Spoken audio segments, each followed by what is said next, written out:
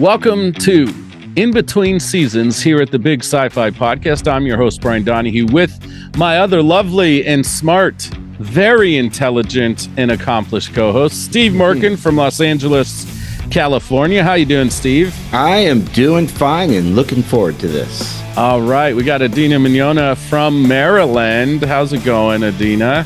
It's going. Yeah. All right. It's going. Adina's a little sleepy, but we won't get into that. And then Christian Fox from the greater Toronto area in Canada. How you doing, sir? I'm good. It's good. I'm glad we're almost at Friday. I feel like we're close to it. We're halfway there at least, right? Yeah, almost. If we're starting at Monday, that is.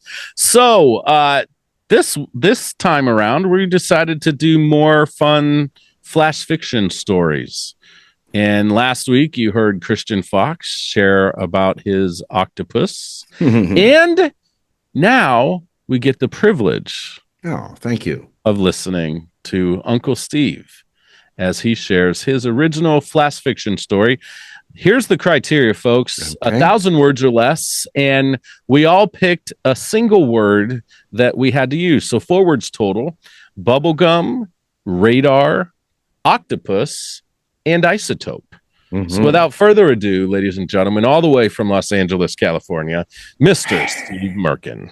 Yay! Okay, the crowd goes wild, and now we're done. All right. So, my short story is entitled, We Come in Peace.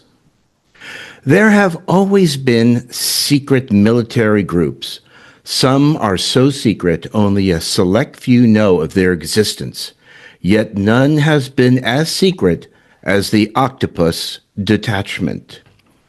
The U.S. Air Force maintains a 24-hour-a-day, 7-day-a-week vigil from 8 separate radar installations surrounding the entire U.S. territories. Each installation is known as a tentacle. The stations are manned by 3 soldiers who are tasked with watching a radar screen for 8 hours a day. They live, work, and stay inside their 10-foot by 20-foot radar rooms, never to leave the sight of their screens during their 8-hour shift. One soldier in particular is Staff Sergeant Ron Jorgensen. Jorgensen volunteered for his 2-year deployment with the understanding he would be cut off from the outside world, never to be in contact with anyone else. His needs were maintained by unseen individuals. His food and any needed articles were given to him via a door in the wall of his living quarters, or as Jorgensen called it, his cell. He now understood what solitary confinement is for some prisoners. He was permitted outside the cell for 2 hours a week, yet this was done alone as well. No magazines, newspapers, or other information that might corrupt his attention to duty was given to him. Even the books he took with him were chosen by his superiors. His only entertainment was a TV monitor, which allowed him to watch specific movies or TV shows.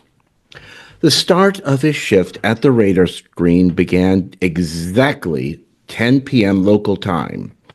It ended at exactly 6 a.m. the next day, not 1 second sooner or later. Another airman at his location, living the same life of seclusion, would take over watching the skies, then another, until it was Jorgensen's turn once more. When Jorgensen began his tour of duty, he was excited, knowing he was doing a service to his country by acting as the early warning system against a missile attack. Yet, as the months went by, with ever seeing any incoming bogey, the excitement wore off.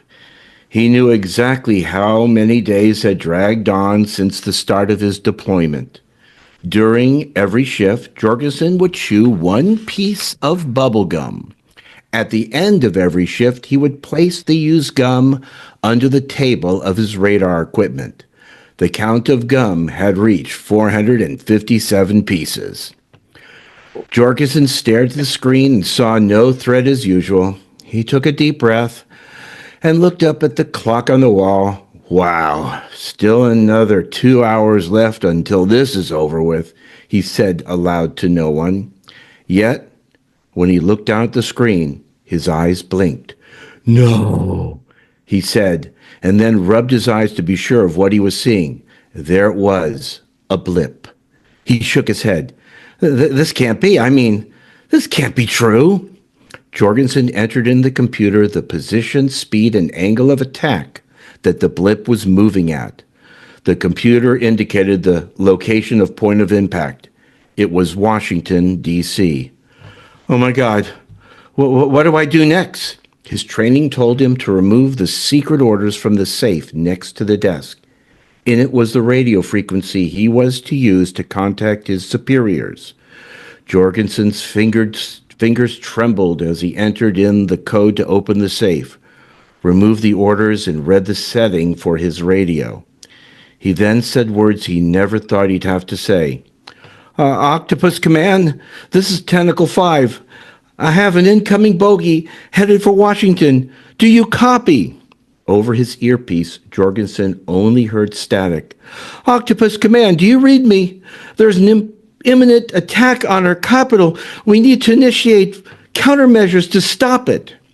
Static continued until a voice was heard, and it said one word. No. No? Who is this? Who has access to this classified radio frequency? Jorgensen demanded. We do. We come in peace, the voice replied. I have orders to disregard any authorized instructions. Now get off this frequency immediately, Jorgensen commanded.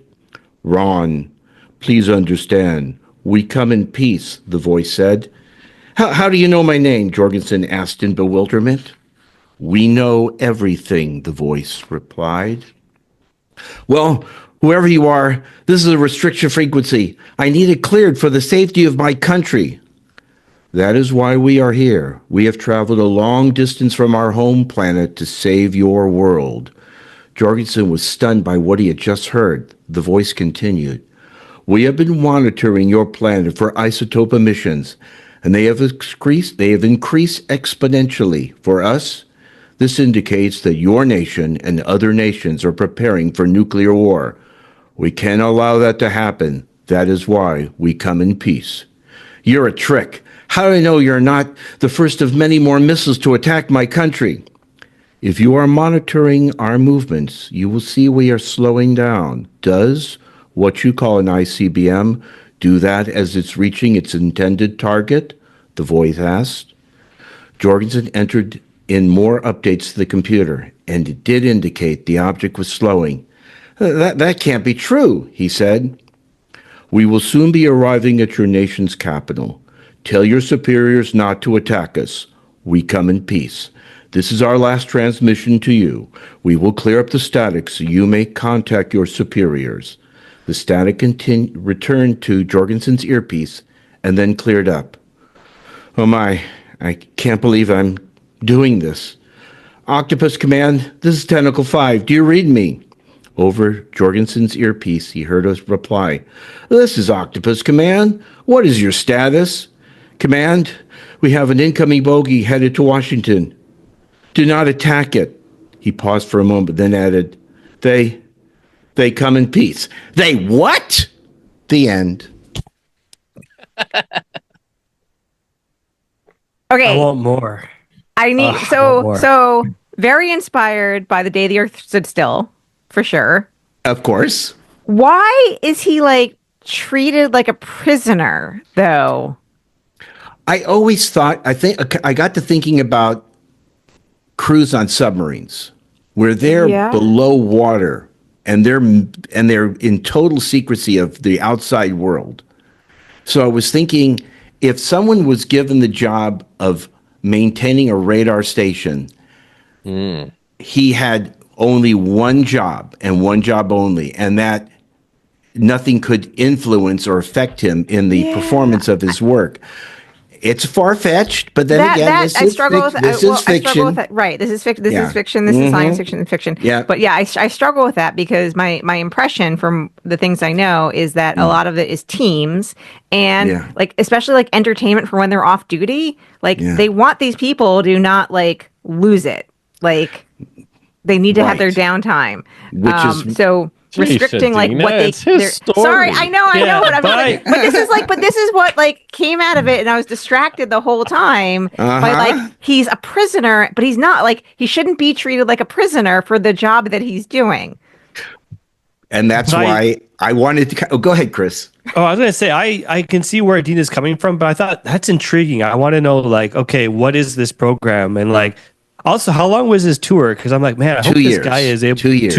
2 years? Mm-hmm. Okay, and then then he can go back. Because I'm like, that's crazy. This seems like an HBO show. Like, I would watch it. This was like a limited series. I'd watch it. If you're hearing HBO, please contact us about HBO, a little. Right, yes. Adina, can you get on the phone show with them? for Chris's? I'll try. Yeah. Okay, perfect. Yeah. Steve, I thought it was just. I think Adina's overreacting just a wee bit about look, this. I am, and it's only because I have like inside, like I know people who've worked inside, like in silos, and it's like a doctor watching a doctor show. Yeah, and you know, Adina, when I read it to my wife Elaine, she also said it seems like it's excessive. I wanted to make it very excessive. Like this poor guy was just trapped in this job, and it was tedious, and he couldn't get out of it because once he accepted the position, he was stuck there. Yes, once he's accepted, he's stuck, and it is tedious. But like I said, that is the whole reason why they try to make the rest of their life a little comfortable. Yeah.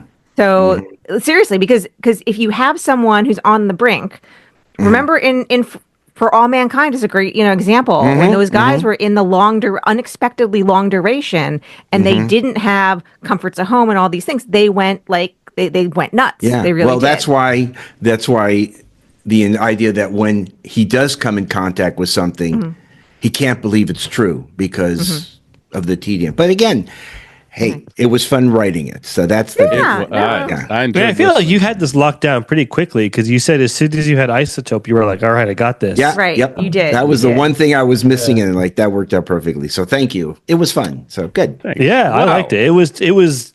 I don't want to say depressing, but I'm really genuinely concerned for this guy. Like I hope it works out for him. But I want to know more. If I cut it back to 6 months, Adina, would that seem a little more reasonable? No, it's not the time. A 2-year tour is fine. But no, the whole idea of him not having any other, like the fact that they restricted his like books and his TV. Like that's the thing. It's not, yes, 2 years makes sense. Yes, it's a sucky job. It's a tedious job. But like that's why they give them the good food, the decent, having the entertainment, having the pool table and the food, like, and like all these other things, so they don't go crazy and they don't lose it on that tour. I'm now terrified to read my story for what it might Sorry, say. I'm just kidding. Steve, well done, my friend. Thank you so much. Did you guys enjoy Steve's story? If you did, nod your heads just like last week. I'm going to because since we're videoing this, people will actually see us nodding our heads, which is wonderful. If you enjoyed this story, let us know about it. Email us at thebigscifipodcast@gmail.com. And also make sure to interact with us on Facebook, Instagram, every other which way. Like, share, follow us in your favorite podcast platform, if you would, please. That helps get the podcast out in front of more people. And again, this is our in-between season content. We've got a whole new season coming up. We're preparing for interviews, all sorts of surprises and fun stuff. It's going to be a season like no other before on the Big Sci-Fi Podcast. Until then, make sure you check out trekgeeks.com and listen to all the other wonderful podcasts on our network as well. See you guys next time.